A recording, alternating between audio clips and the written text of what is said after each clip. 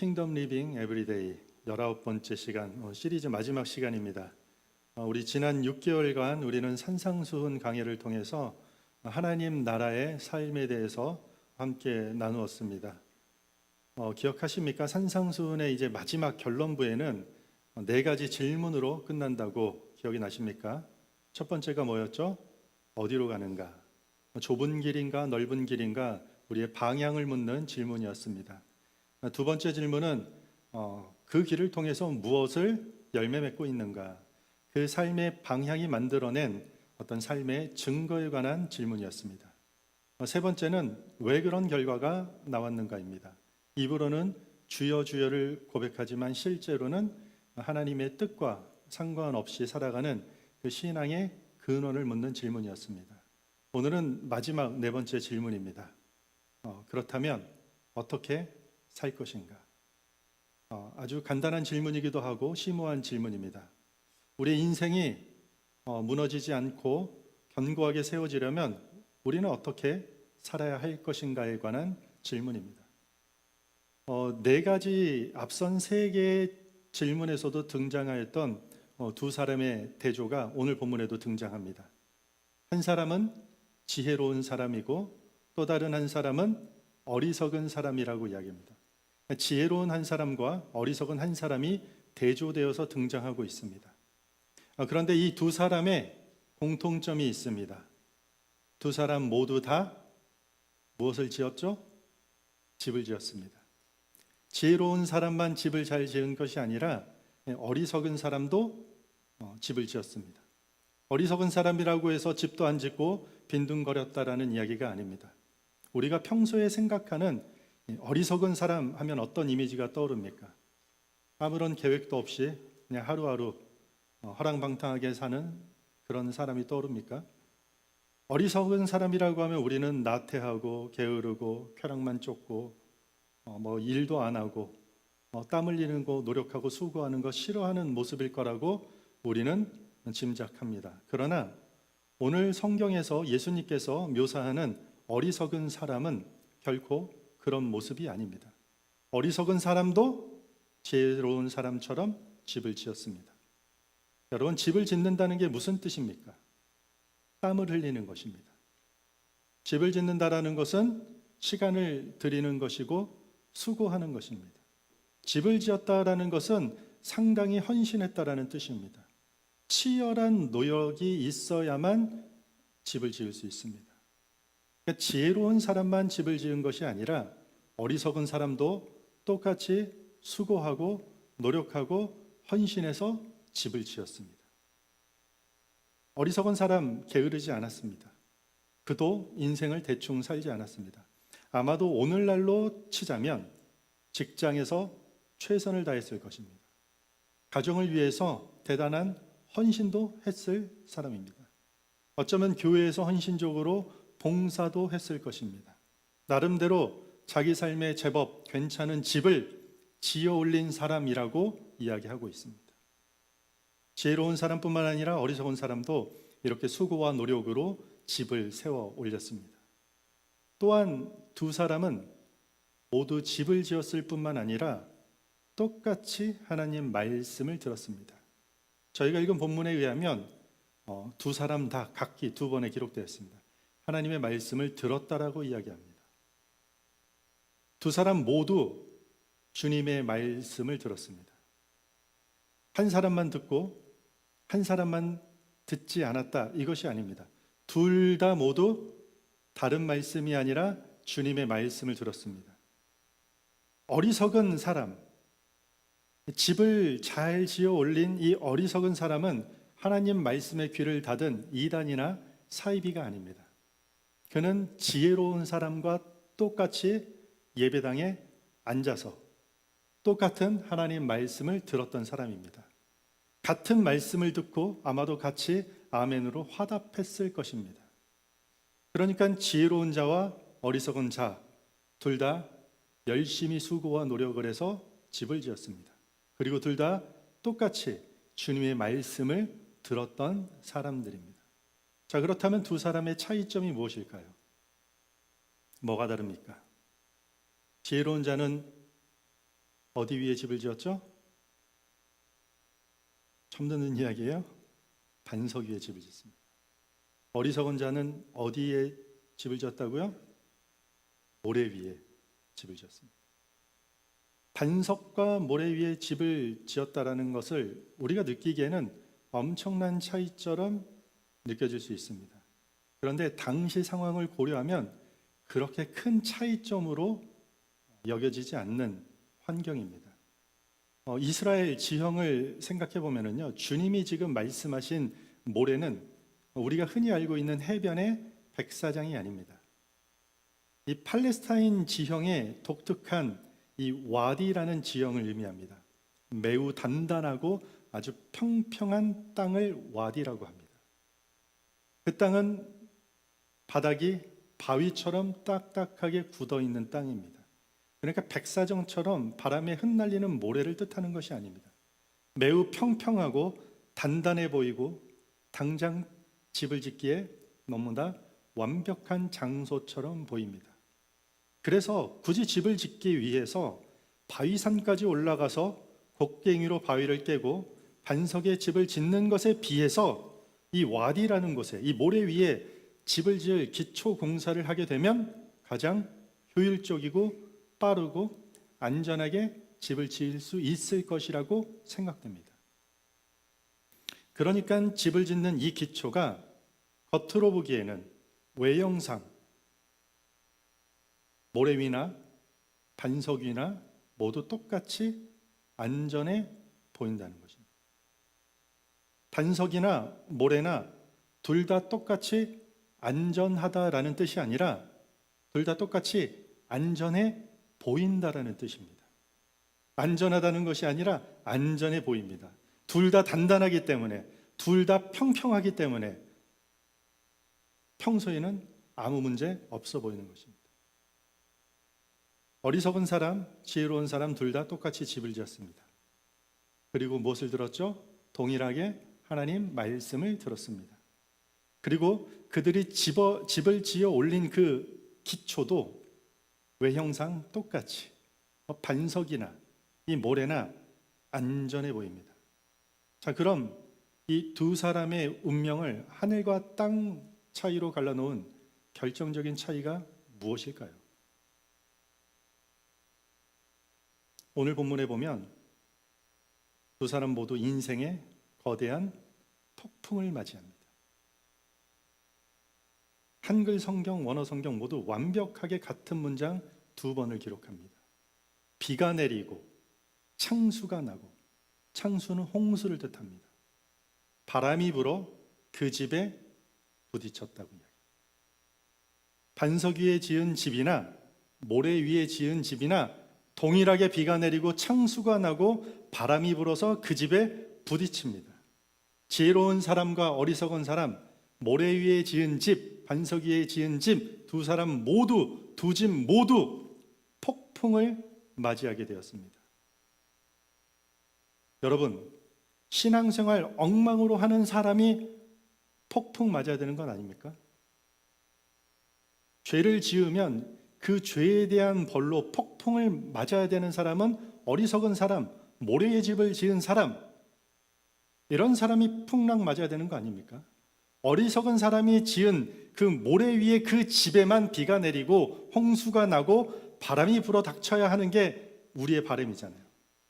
그런데 오늘 성경은 지혜로운 사람이 지은 반석 위에 그 집까지도 똑같이 비가 내리고 창수가 나고 바람이 그 집을 때린다고 이야기합니다.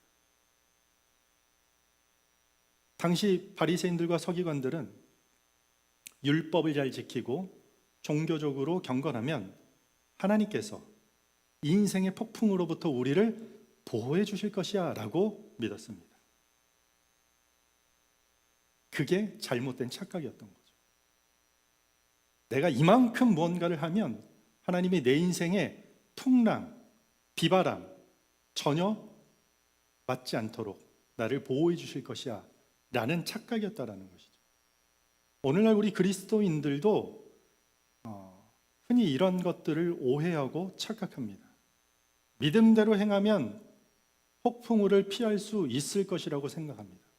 내가 믿음 생활 잘하고 경건하게 살면 어려움이 없을까요? 결코 그렇지 않습니다. 어리석은 사람의 집에만 폭풍이 들어닥치는 것이 아니라 경건과 믿음으로 신앙의 반석 위에 세운 그 집까지도 세찬 폭풍이 와서 부딪힌다고 주님이 직접 말씀하고 계십니다.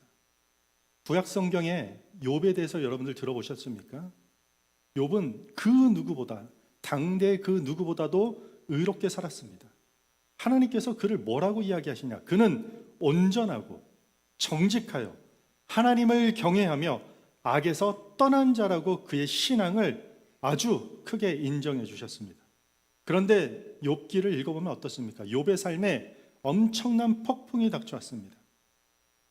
감당할 수 없는 풍랑이 그의 삶을 내리쳤습니다. 자녀를 잃고 재산을 잃고 건강까지 다 잃어버렸습니다. 의롭고 정직하고 그 누구보다도 하나님을 경외하는 삶에 풍랑이 내리닥쳤던 것입니다. 이것이 무엇을 이야기합니까? 여러분, 우리 삶의 폭풍우는요, 우리가 직면하는 삶에 불어닥치는 폭풍우는 경건함의 유무, 우리 믿음의 크고 작음, 믿음이 있고 없음으로 결정되지 않는다라는 것이요. 인생의 폭풍은 모두에게 닥쳐옵니다. 하나님을 사랑하는 자나 하나님을 대적하는 자 할 것 없이 모두에게 폭풍이 들이닥칩니다. 우리 모든 삶에 비가 내리고 홍수가 나고 바람이 불어 우리 인생의 집에 거세게 부딪혀 내릴 때가 있다는 것입니다. 하늘에서 비가 또 쏟아집니다. 창수가 나는 건 뭡니까? 아래서부터 물이 범람합니다. 바람이 분다라는 건 뭡니까? 앞뒤 좌우로 사방에서 몰아치며 압박하는 것입니다. 우리 인생의 집에 갑작스러운 질병이 찾아올 때가 있습니다.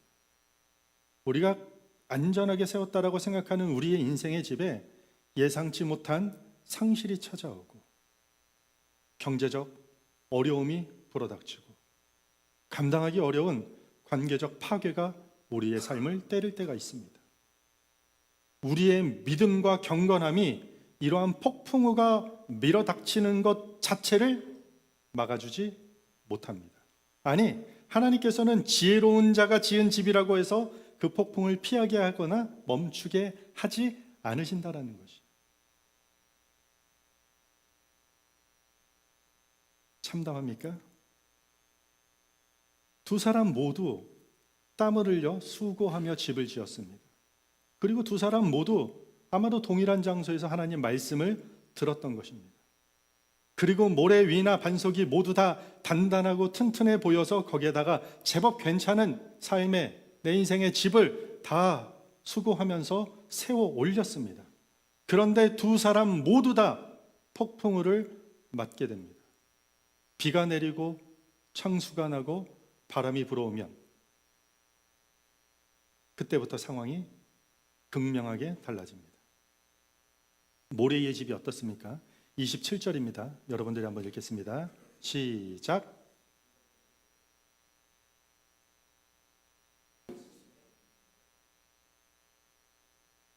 평소에는 아까 이 모래가 와디라고 했죠. 단단하게 마른 바닥이었던 이 와디 땅에 멀리 산 위에서 시작된 폭우가 거대한 물줄기로 밀려옵니다. 평상시에 이 땅은 마차가 다니고 그 위에 큰 집을 지어도 전혀 문제가 없었던 그 단단한 땅이 거센 물살로 바뀌어 버립니다. 그리고 흔적도 없이 그 위에 모든 집을 포함한 모든 것들은 다 떠내려가 버립니다. 이 모래를 말하고 있는 것입니다. 그리고 오늘 성경은 이렇게 표현합니다. 무너져 그 무너짐이 심하니라. 그냥 무너지는 것이 아니라 무너짐이 심하다고 이야기합니다. 왜 그 무너짐이 여러분들 심합니까? 어리석은 이 사람도 집을 지었습니다. 그냥 지은 게 아니죠. 집을 짓기 위해서 땀을 흘리고 수고하고 노력했습니다. 평소에는 그 와디, 이 모래 위에 집이 안전하다고 믿었고, 그리고 그 위에 평평하고 단단한 땅이 좋다고 생각하면서 잘 살았습니다. 그런데 그 집이, 그렇게 세운 그 믿음이 한순간에 무너져 버렸습니다. 여러분, 만약에 노력하지 않았더라면 차라리 덜 비극적일 것입니다. 땀 흘려 수고했기 때문에 그 무너짐이 더 심한 그 비극적인 상황을 맞이하게 되는 것입니다. 차라리 말씀을 듣지 않았더라면 몰라도 말씀을 똑같이 들었기 때문에 이 상황이 너무나도 참담하고 무겁다라는 것입니다. 그런데 반면에 반석 위의 집은 어떻습니까? 25절입니다. 같이 읽겠습니다. 시작. 비가 내리고 창수가 나고 바람이 불어 그 집에 부딪히되 무너지지 아니하나니 이는 주추를 반석 위에 놓은 까닭이요. 반석 위에 지은 집은 무너지지 않습니다. 너무 당연하죠. 주추를 반석 위에 놓았기 때문에 무너지지 않습니다. 동일한 폭풍우를 통해서 겉으로 보기에는 동일해 보이는 두 집이 전혀 다른 결과를 맞이하게 되었던 것입니다. 그렇다면 반석 위에 집을 짓는 것, 그리고 모래 위에 짓는 것, 반석 위에 집을 짓는 것과 모래 위에 집을 짓는 것의 차이가 도대체 무엇일까요? 반석 위에 집을 짓는다라는 게 무슨 의미인가요? 너무 좀 포괄적이지 않습니까? 모래 위에 집을 짓는 건 무슨 뜻입니까? 오늘 본문은 아주 간단하게 이렇게 이야기합니다. 24절에 그러므로 누구든지 나의 이 말을 듣고 행하는 자는 그 집을 반석 위에 지은 지혜로운 사람 같으리니. 뭐라고요? 나의 이 말을 듣고 행하는 자. 그런데 26절에 뭐라고 합니까?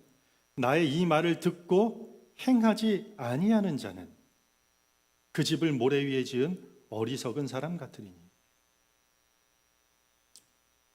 나의 이 말을 듣고 행하지 아니하는 자. 반석 위에 집을 지은 것과 모래 위에 집을 짓는 것을 정확히 뭐라고 표현하고 있죠? 말씀을 듣고 행하는 것과 말씀을 듣고 행하지 않는 것이라고 구분짓고 있습니다. 말씀을 들었습니다. 산상수훈을 통해서 하나님 나라의 말씀을 들었습니다. 그런데 말씀대로 행하지 않았던 것입니다. 그게 모래 위에 집을 짓는 어리석은 사람이라는 뜻입니다.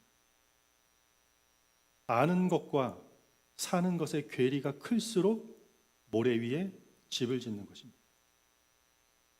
듣는 것과 행하는 것이 분리될수록 모래 위에 집을 짓는 것입니다.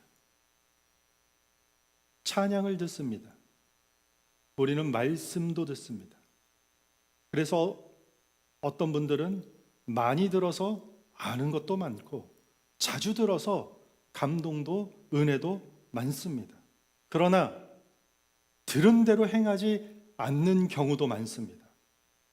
행하려니 뭔가 부담이 되어서 눈치가 보여서 삶에 지장이 생겨서 뭔가 손해보는 것 같아서 듣기만 하는 것이 좋다는 사람들이 생각보다 꽤 있습니다.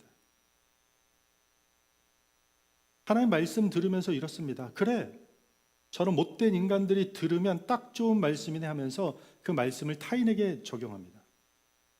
말씀을 듣고 그냥 간지러운데 긁어준 것 마냥 시원해하는 것으로 그칩니다. 아멘. 그래, 하나님 말씀이 이것이지. 참 논리적이고 타당하네. 하나님 말씀을 듣고 지적인 만족만 느끼는 경우가 있습니다. 할렐루야. 다른 데서 느끼기 힘든 은혜와 감동으로 말씀을 듣고 그냥 즐거워하는 것으로만 멈추는 경우가 있습니다. 딱 거기까지만 하고 행하지 않고 듣기만 하는 신앙이 있습니다. 말씀을 귀로만 소비하는 것입니다. 듣기는 하지만 행하지 않는 것이죠. 감동은 있었지만 변화가 없는 신앙들이 있습니다. 은혜를 받았지만 삶을 전혀 바꾸지 않는 신앙들이 있습니다. 주일 예배 가운데 열심히 찬양하고 기도하고 말씀 잘 들었지만 월요일부터 토요일까지 일상에 조금이라도 달라지지 않는 신앙이 있습니다. 하나님 나라에 대해 들었지만 하나님 나라를 위해 행하는 것 하나도 없는 신앙이 있다는 것이요. 이것이 모래 위에 집을 짓는 어리석은 사람의 모습이라고 이야기하고 있습니다. 그런데 반면에 반석 위에 집을 짓는 것은 말씀을 듣고 행하는 것입니다. 예수님께서 이렇게 이야기하죠. 나의 이 말을 듣고 행하는 자라고 합니다. 넓게는 하나님 말씀 전체이고 좀 좁게는 지금 산상수훈, 산 위에서 가르치신 이 산상수훈의 말씀입니다. 여러분, 하나님 말씀 듣고 말씀대로 행해야 합니다. 우리가 19주 동안 6개월 가까이 산상수훈 말씀을 강의하면서 최종 결론부에 와서 우리에게 다가오는 하나님 말씀은 무엇인지 압니까? 말씀 들었으면 그것대로 행하라는 것입니다. 말씀대로 살아내라는 것입니다. 아는 것, 들은 것만큼만 살아내라는 것입니다. 여러분들이 듣지 못한 것, 알지 못한 것, 도무지 풀 수 없는 수수께끼 같은 신앙의 삶을 도전하면서 풀어내면서 살라는 것이 아니라 내 마음속에 깊이 울림이 있었고 들어서 거기에 아멘으로 화답하고 동의하였던 그 말씀, 그 들었던 말씀대로 행하라는 것입니다.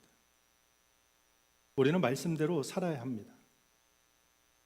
하나님 나라를 회복시키고 하나님 나라의 백성답게 행하며 살아야 합니다. 왜 그렇게 살아야 됩니까? 인생의 폭풍과 같은 시련을 피하기 위해서 말씀대로 살아야 됩니까? 맑은 하늘과 순풍의 돛담배처럼 유유자적하며 편안한 삶을 살기 위해서 우리는 말씀대로 살아야 됩니까? 아니에요. 폭풍우는 옵니다. 비가 내리고 창수가 나고 바람이 여러분들 우리 모두의 인생 가운데 찾아온 날이 똑같이 옵니다. 어리석은 자나 지혜로운 자나 하나님 말씀을 듣고 행하는 자나 듣지 않고 듣고도 행하지 않는 자 모든 삶 가운데 똑같이 폭풍우가 옵니다.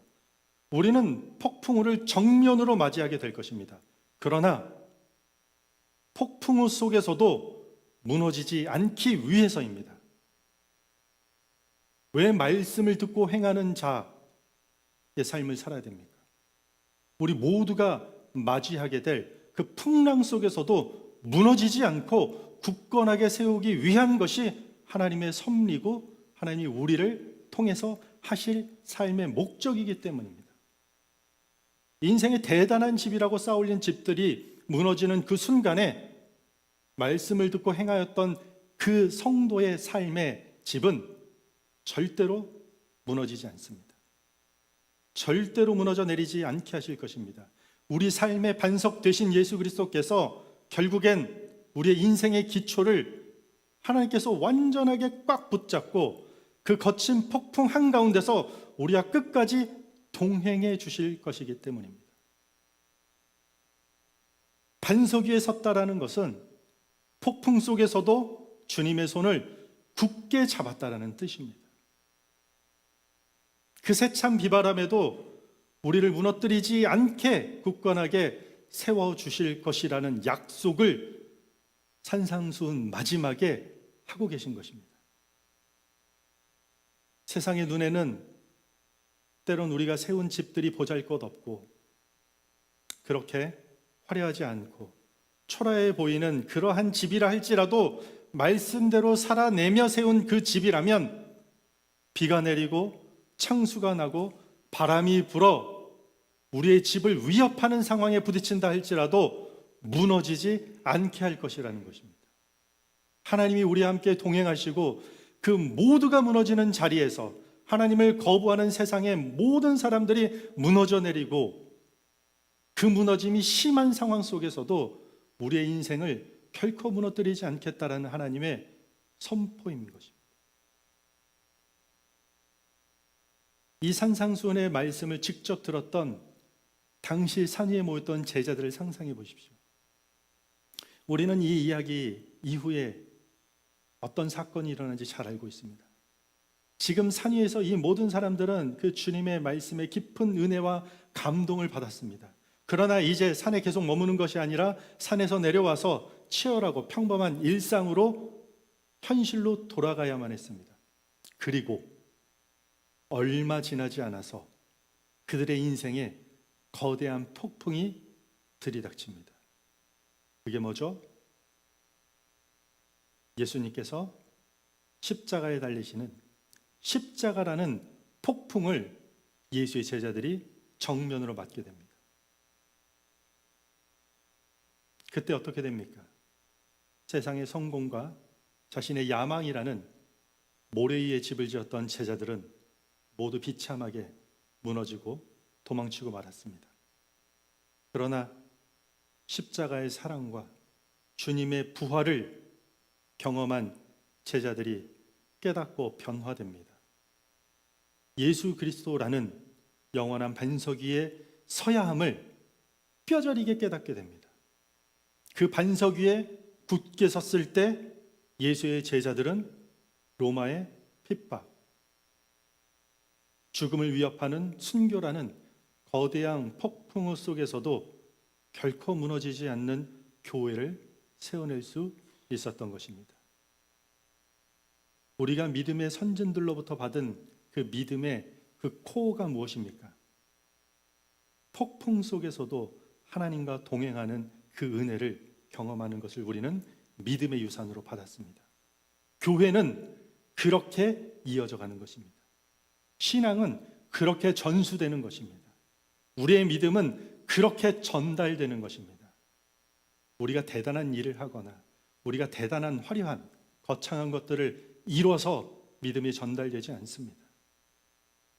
풍랑 맞을 때 우리의 힘으로 도저히 이겨낼 수 없는 상황을 맞이할 때 우리의 반석 되신 하나님이 우리를 끝까지 붙들고 그 폭풍우 속에서도 동행하시는 하나님의 은혜를 우리가 경험하고 우리의 주변의 많은 사람들이 그것을 목격하게 되는 은혜가 있을 것입니다. 말씀을 마무리하겠습니다. 복음은 우리 삶에 폭풍우가 없을 것이라고 약속하지 않습니다. 복음은 우리가 그 폭풍 속에서 혼자가 아니라고 약속합니다. 임마누엘의 하나님이 우리와 끝까지 함께 하실 것이라고 약속하고 계십니다. 주님은 우리의 영원한 반석 되십니다. 하나님 말씀은 우리 삶을 어떠한 풍랑 속에서도 무너뜨리게 할 수 없는 강력한 반석되는 말씀입니다. 그 무서운 폭풍 속에서 주님께서 친히 온 우주 만물을 창조하시고 온 우주 만물의 섭리를 주관하시는 창조주 하나님께서 그 폭풍 속에 우리를 보호하시고 우리와 동행하실 것입니다. 사랑하는 디렉션 교회 성도 여러분들, 우리가 19주에 걸쳐서 산상수훈 하나님 나라의 말씀을 모두가 들었습니다. 듣고 행하는 하나님 나라를 세우기 위한 그러한 말씀들이었습니다. 이제 어떻게 살아야 합니까? 복잡하고 어렵고 힘든 도전을 하는 것이 아닙니다. 주님께서 우리를 반석 위의 삶으로 부르십니다. 우리의 반석 되신 예수 그리스도를 삶의 기초로 삼으시기 바랍니다. 지금은 단단해 보이고 평평해 보이고 괜찮아 보이는 와디 그 모래 위에 속지 마십시오. 수고롭더라도 언덕 위에 반석에 찾아가서 곡괭이질하는 수고가 있다 할지라도 그 반석 위에 기초를 삼으시기 바랍니다. 들은 말씀을 삶으로 듣고 좋구나 동의만 하면서 동행하지 않는 그런 머리로 생각으로 그치는 신앙이 아니라 삶의 현장에서 살아내는 지혜로운 자들 되시기 바랍니다. 폭풍우는 우리 모두에게 옵니다. 그러나 폭풍 후 두려워하지 않길 바랍니다. 말씀 위에 세워진 우리의 인생, 폭풍 후 와도 절대 무너지지 않을 것입니다. 그 폭풍 속에서 주님과 맞잡은 손을 놓지 않고 넉넉히 이겨내는 폭풍 속의 동행을 누리시는 그러한 신실한 성도 되기를 바랍니다. 거센 폭풍 속에서도 굳건하게 서서 그렇게 우리가 19주 동안 우리에게 들려주셨던 그 하나님 나라를 증거하는 킹덤 리빙의 삶, 그런 믿음의 집을 세워가는 모든 성도들 되기를 주님의 이름으로 축복합니다.